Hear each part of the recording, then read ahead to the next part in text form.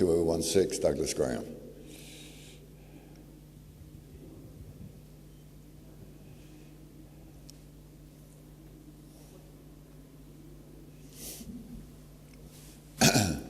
Well, while they're finding the slides, I'll just say that, oh, okay. Okay, and then that goes into it. Okay, fine, thank you. Okay, so what we're going to talk about today is what the venture capital industry refers to as the valley of death. The difficult journey that innovation has to take, getting from inception to commercialization. And of course, most don't make it across this valley. And we'll look at the reasons why. But first of all, the valley itself. This is a typical venture capital slide describing the difficulty in that period between the invention and its commercialization, and the curve refers to the increasing negative cash flow that occurs, and as is common knowledge, most of them actually don't make it. We'll also pay tribute to the heroes of innovation, in this case, those who literally died in the valley of death. These are all 21 inventors who died testing their inventions, which I think speaks to the commitment and determination that many inventors have. And sometimes we forget because we're just dealing on the commercial side of it. But for them, it's probably the most important thing in their lives. They're extremely committed to it, and all of these made the ultimate sacrifice in trying to get their inventions to that stage of realization. And in the past, sometimes I use that slide as a quiz to see how many of them are now recognized and remembered. So the challenges of the valley, why is it so difficult to get across this valley? In most companies, IP is very poorly managed, and we'll drill down on that in a little bit more detail in a moment. Secondly, early stage financing is largely unavailable. It's limited to friends and family and sometimes a few angels. Venture funds, which kind of pick up a little bit later in the life cycle of the innovation, those, it is an industry that's in decline in many ways, and we'll have a slide that talks about that. Most companies fail in this process, and usually there's very little recovery of their IP. The IP is often lost forever, partly because of the way things are set up and structured. The other problem is that many of the companies are in stealth mode, which makes it very difficult to commercialize. You've got to find investors, partners, manufacturers, clients, and it's very difficult to do that while you're still being very secretive about your innovation, your invention. And then finally, a lot of the ideas get stolen, not just the late stage ideas, but now even early stage ideas. If they seem to be of interest, then they're vulnerable to probably two major areas. One is state-sponsored attacks, and the second is departing employees. And we'll come back to that as well. So let's start with the IP management itself. Most of us in this room, we're in the business one way or the other of IP management, and we think we're pretty good at it. But if we look overall at the whole industry, we're really not that good at it. Only 2% of IP gets licensed, and that's across three different areas, really. I combined studies, let me just go back. I combined studies in commerce, in commercial companies, in universities, and in government labs. And in each case, the figure is pretty consistent. Somewhere between 1% and 2% of the ideas generated ever actually become realized. And the other statistic which shows we're not doing that well is that less than 6% of, well, let's start with the fact that the accounting rules now state that every company is supposed to identify, value, and report all of their intangible assets. So I thought it'd be interesting to see how well we do on that. And I studied the S&P 500, and I published a paper on this, and it turns out that less than 6% of these assets are actually getting identified, valued, and reported, which is staggering, really, because if they were to do that more effectively, their balance sheets would be a lot better, and the cost of capital would be a lot less. Another statistic, which is a little scary, is that twice as much innovation as actually gets licensed gets stolen. And this came from a White House study, so we know it has to be true. And I think it's a sobering reflection that we're getting twice as much of our IP stolen as actually we're getting licensed. And then finally, from a study that Lord Sainsbury did, and he was the British Minister of Innovation, and there was also a European Patent Office study that pretty much confirmed this number. Lord Sainsbury came in at 30%, the EPO came in at 35%. But it seems that a very significant portion of all the R&D that we do is totally wasted reinventing something that someone else has already discovered somewhere else. And we'll come to the reasons for that in a moment. So I think those are 4 sobering statistics that although we're all here in the business of IP management, we're actually not doing that well at managing IP. So could we do better? I think the answer is yes, and I think there's some fairly simple solutions to this. First of all, let's start with venture capital. It's an industry that is in demise. The Kaufman organization is a large foundation, and they invest their foundation money in about 88 different venture funds. So they thought, well, let's check and see how we do investing in venture funds. And the answer was actually not very well. 62% of the funds failed to exceed the returns they would have got just in public markets.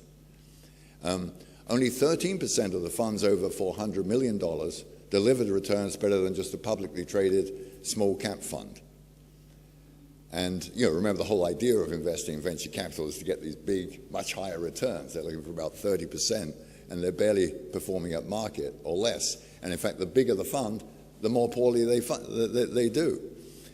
And also, and maybe partly the reason for this, is that the average venture capitalist has only got 1% of their own money in the funds. 99% are limited partners.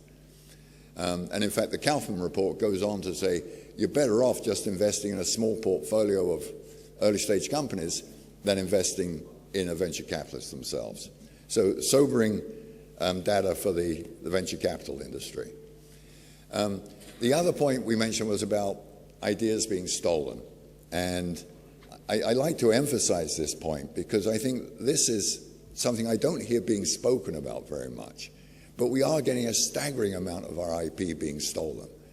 And if you're being told by your IT departments that you're safe, I'm afraid the answer is you're not.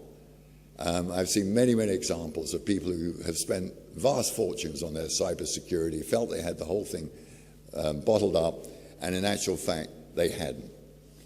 The good news here is that there are solutions that work and have been tested and have consistently resisted the most difficult attack of all, the state-sponsored attack. And in fact, if anyone wants to contact me, I'll be happy to point you to these vendors who are capable of providing secure cybersecurity. And in many cases, it's not that expensive. It can be an investment as small as $10,000 or $20,000, and that may sound like a lot, but when you look at the cost of losing your IP, it's actually not very much. And conversely, on the other side of it, there's a price to this secrecy. It's important to protect our IP, but the paradox is by protecting it too much, we lose a lot. That wasted R&D figure I pointed out of 35%, which, by the way, just to put some numbers on it, the global spend on research and development in the last year was about $1.5 trillion. So 35% of that is $500 billion. We're just wasting, totally wasting, reinventing something someone else has done. So that's an extra $500 billion we could put into the global economy. The other thing is the wasted time. We only really get active in trading our IP and licensing our IP after the patent has been granted or at least published. And the average time span there is at least 6 years from when the idea was thought of. So we're losing 6 years. That's a lot of time given how short our technology cycle times are. So we need to be getting earlier in the innovation cycle. We're also losing revenue because we're not licensing our IP much earlier, and we could be licensing it earlier. We're missing the potential symbiosis of ideas coming together. This is how innovation evolves, is ideas being extended, developed, and combining with other ideas. This is how it's gone on through the millennia. And we're not really enabling that process because we're keeping it secret. And we're actually contracting the frontier of knowledge in this. Let's see, is there a laser pointer here?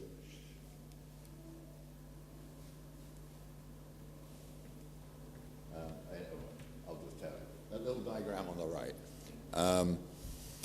It's kind of, we've got the information that is publicly known. That's the smallest circle. I call it the known knowns. And then you've got this much larger area of the unknown knowns. Someone knows it, but most of us don't, because it's being kept confidential. And basically, we should be able to extend where we start our research and our furtherance of knowledge should be from that larger circle of at least the unknown knowns. And there is a way to do that. We'll come to that. We won't have a lot of time to explain it, but it is possible. And then, of course, we have the other interesting thing, which are the known unknowns. And this is the white space. When people look for information and they're not able to find it, that's interesting too. And we actually keep track of that in a white space database. So if a new innovation comes up, we find it's good, the patent can hold up probably, but does anyone want it? You can look in the white space database and see if actually anyone is looking for it. And that feeds into the valuation engine as well. So moving on, because we don't have that long. What's needed, the point I'm about to make with this slide is what's needed is an ERP for innovation. You're probably familiar with ERPs, the enterprise resource planning software that large enterprises use to manage their assets. And in fact, there's three major ones. And each started from managing a particular asset class. SAP, that most of you are familiar with, started off as an inventory program managing the physical assets in the enterprise. Then we have PeopleSoft, which started off as an HR program managing the human assets. Then we have Oracle that managed the financial assets.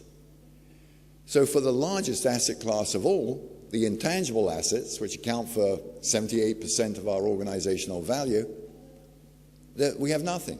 There's no consistent management system for managing our innovation. And in fact, the Economist Intelligence Unit did a study that showed that less than 5% of organizations have any system for effectively managing their intellectual assets. So that's our goal, is to build an ERP, and we plan to launch it in the next month. I'm saying February, it may stretch to March, but it's built and tested, and we'll launch soon. We're planning to bring out an ERP for innovation.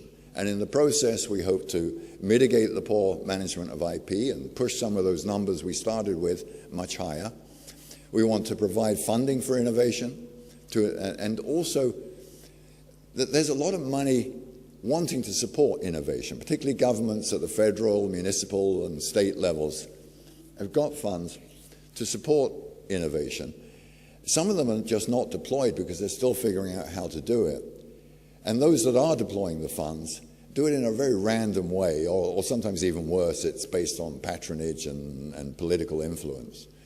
So we need to get money to the good ideas, and we need to know which of those ideas are good. So we need some early metrics. We can't wait for the patent to be published and then look at citation measures and forward citations, backward citations, etc. We need to know early on what's good innovation and where should we place our bets with the money, and have an objective metric. I've had general counsels in universities beg me for metrics, saying we've got to get away from the politics. I'd like objective metrics so we can pick the winners and place our bets there and know which ones to patent. And in the process, we want to build an innovation ecosystem for innovators, investors, and advisors. The long-term goal is to build a frictionless innovation economy. So the things that are very expensive now are just a de minimis expense, and it's much easier for innovation to make this difficult journey across what the venture capitalists call the valley of death. And finally, we want to make the inventors heroes. We tend to forget about the inventors. They really do struggle. They're enormously committed. You know, I showed you that slide at the beginning. We want to help the innovators and give them the respect they deserve as the foundation of the innovation economy that we're all busily employed in this room. Now, I should have been tracking the time. Actually, I'm good. So I'll give you a quick idea of what the ERP looks like. We have about 28 modules, and don't worry, it looks busy, it looks complicated. We're only going to be releasing about 3 or 4 initially, and then we'll gradually release about another 1 or 2 every month or so. So we'll get people used to it in small doses. And we'll be starting off on the left-hand side, which is capturing the IP. Things like an electronic lab notebook, a very strong attestation trail, message digest, run through everything that's registered, simple marketing abstracts you can set certain access levels for, for instance, anyone who signed an NDA, and then more proprietary content, which is locked down much tighter. Protection modules that allow you to set a hierarchical access. Who can see it? Just the inventors, just the business department, anyone in the company, or anyone who signed an NDA. And then you can also specifically exclude people from access. So you can, for instance, take out your 3 or 4 competitors that you worry about. And often companies, in trying to keep their innovation away from those 2 or 3 competitors, keep it away from 200 or 300 potential partners that they should be collaborating with. So that's one breakthrough, I think, that helps with that. And then as you go through best practices, simple valuation calculators, ability to generate licenses,